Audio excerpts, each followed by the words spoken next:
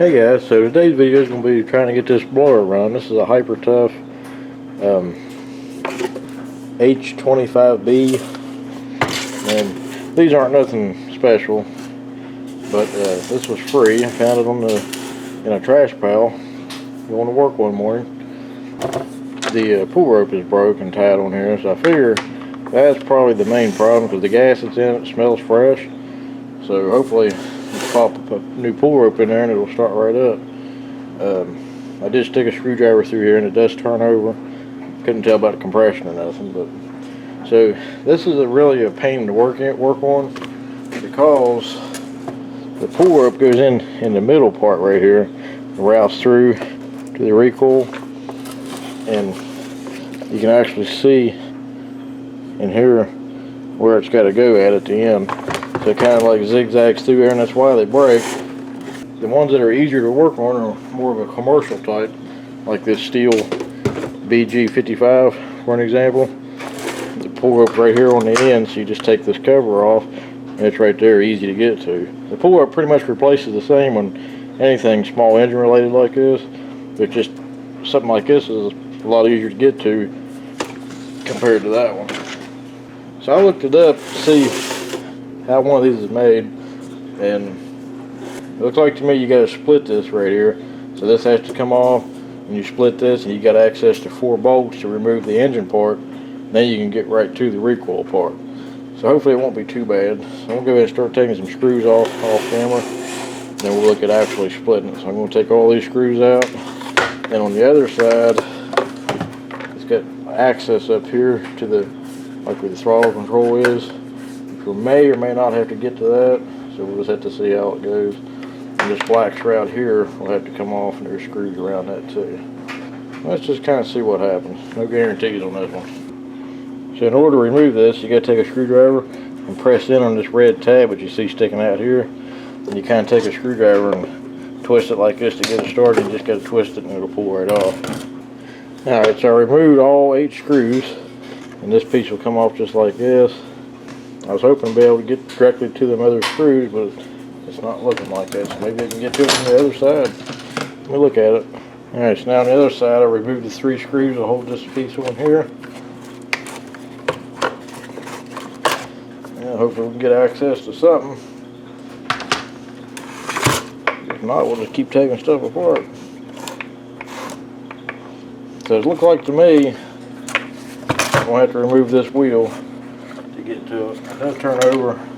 Appears to have real low compression, but it might just be from setting or something. You got to be careful when you do this with this spark plug because it can actually hit and try to spin. So I got to see if this is a left or right hand thread. Alright, so I used the 9/16 socket on the impact driver, and it's actually a regular thread, so it turns off left. Got 2 washers here, and it should come right off.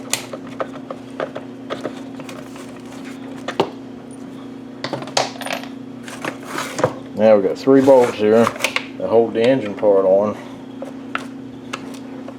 and there's a bearing here too. A little snug. Okay. Let me get a ratchet and get these 3 loose. I got these 3 bolts removed.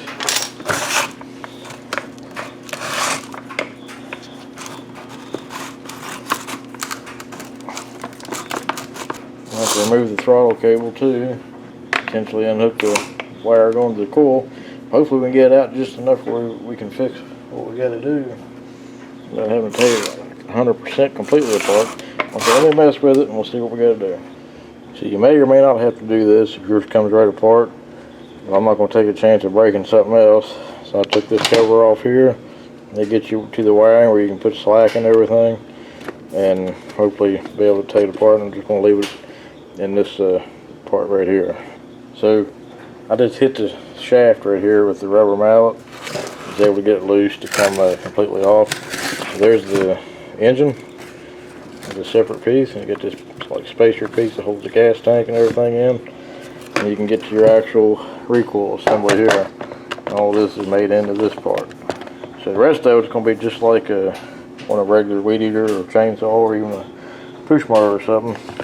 But And you can tell that the spring is still good in this one. Like if you wind it up like that, you don't want to do that, and the spring's probably broke too. But you can see how the rope's got a route through this eyelet, through this one, and then through that one. So it's no wonder the rope breaks on this one. So hopefully this new rope will be better than what comes with this. This is a real flexible. I don't know if it's specifically designed because of this, but I'd say the regular rope should be just fine. So what you got to do, find the part where the rope goes into it, and hopefully I don't have to take this whole thing completely out. But it's already not looking too promising because you can usually see the end of the rope that goes in there. So the rope goes through a hole inside this spool part of this, and you can see the end right here where I've been trying to pull it out. And it's stuck because of this other piece, so I'm going to try to pry this up enough to get the old one out and the new one in without having to take the whole thing apart and take the chance of messing up the spring, because I know how that goes. And if you take that spring out, it'll spring out and you'll be sitting there for days trying to put it back together, and I don't want to do that if I don't have to.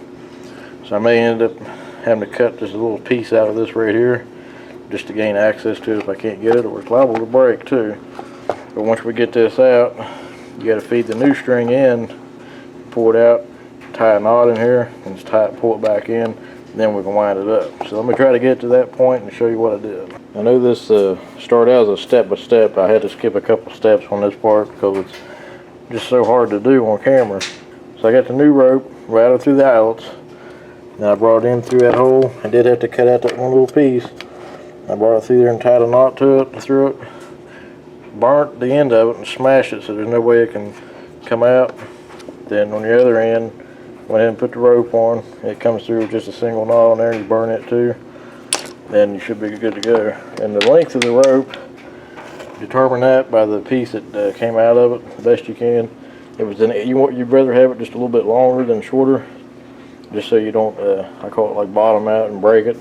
Probably about an inch or two longer than the original rope, just in case there's something missing or something. It should be. I mean, you can pretty much tell, you're not going to pull it out that far, but it's pretty much what you got to do. So, next step, you pull your rope back up through here.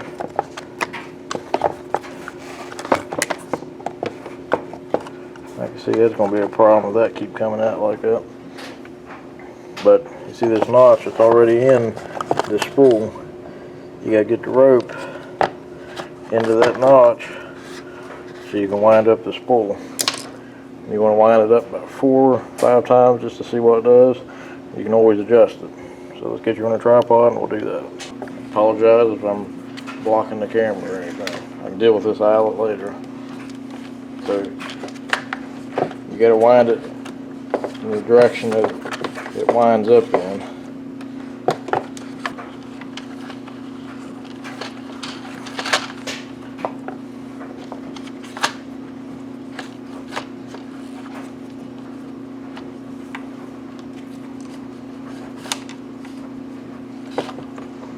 It slipped and I still got quite a bit to go, so we got to pull it back out.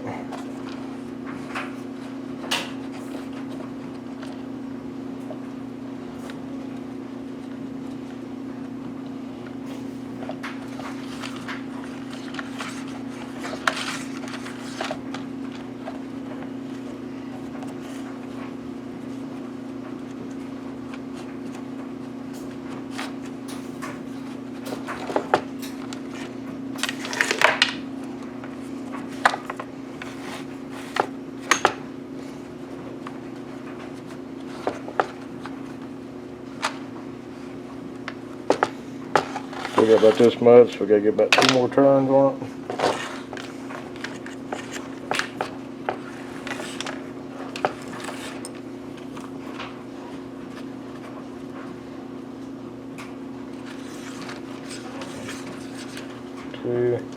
Just do 3 just to make sure.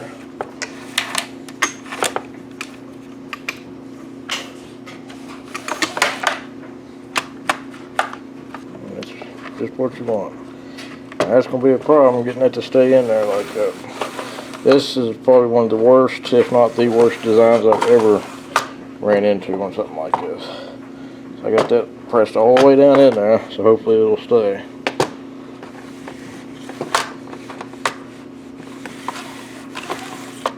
And since this is so hard to get to, it's a good time to oil this a little bit too. I'm just going to spray just a little bit of WD-40 in there, just so everything gets oiled. Make it work as smooth as possible. That one came out too. So, I deal with the outlets. Now I'll probably skip a few steps on the reassembly because everything's just going to go backwards, but we can kind of hit or miss on it. And try to skip the nuts and bolts part and just show the basic assembly of it.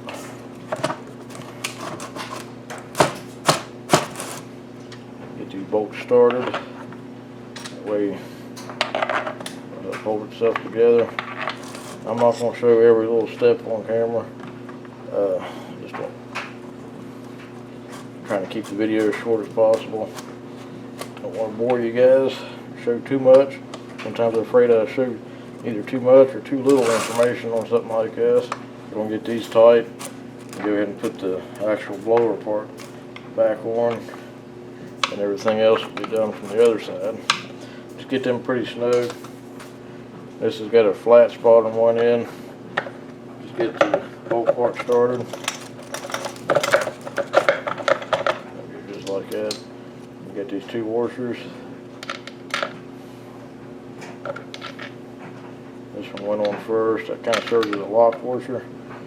And this one, and then the nut.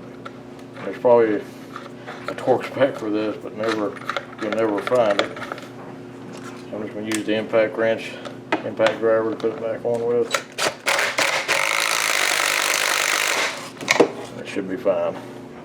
Alright, so I got a little carried away putting things back together and didn't show nothing more, so hopefully you can follow the teardown to get you to reassemble it. It don't have very much compression, but I feel like it'll be enough to run. The throttle's sticking just a little bit, and it might be the way it was originally made where you can like lock the throttle or something. I don't know. We're going to try to run it with the gas that's already in it, just because, like I said, it smells fresh. Not priming the best. I'm going to assume that that's a choke. Just look and see first. Yep.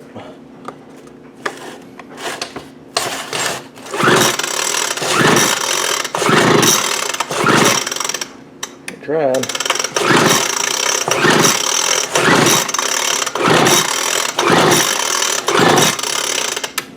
Alright, just check the spark. It's got a good spark. Put a little bit of WD-40 down the cylinder. A little more carburetor cleaner.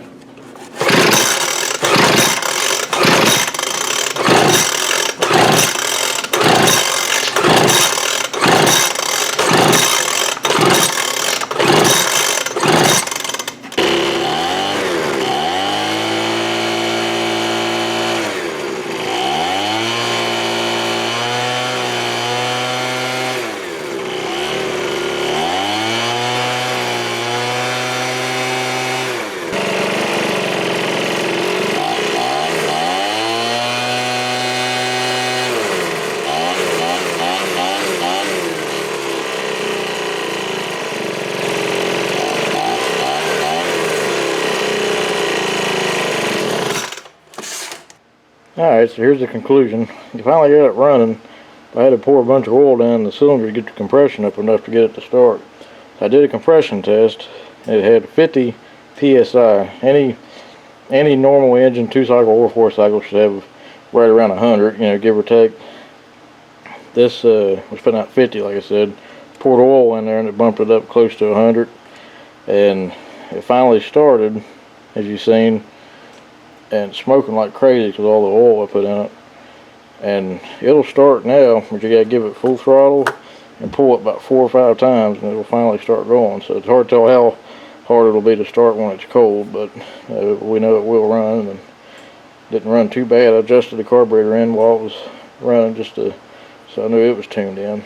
But alright guys, so conclusion is avoid cheaper stuff if you possibly can. It's harder to work on and it's not going to hold up as long. So residential grade stuff is that's less than desirable in my book. Now, if you just got a little tiny yard that you're going to run this for 5 or 10 minutes in each time you cut the grass, go for it. You know, that's all you need. But if you're going to try to really use it, then it's just not going to hold up.